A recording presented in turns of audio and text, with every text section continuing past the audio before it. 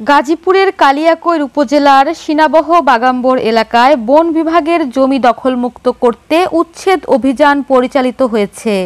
রোববার ৩০ মার্চ সকাল থেকে বিকেল পর্যন্ত চলা এই অভিযানে শতাধিক কাঁচা পাকা অবৈধ স্থাপনা ভেঙে ফেলা হয়।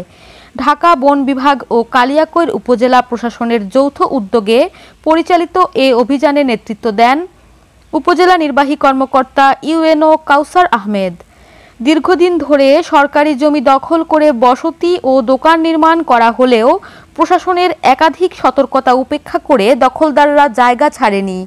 ফলে বন বিভাগ কঠোর ব্যবস্থা গ্রহণ করে। অভিযানের সময় উত্তেজিত জনতার হামলায় বন বিভাগের কর্মী মিনহাজ আহত হন। তাকে স্থানীয় হাসপাতালে চিকিৎসা দেওয়া হয়।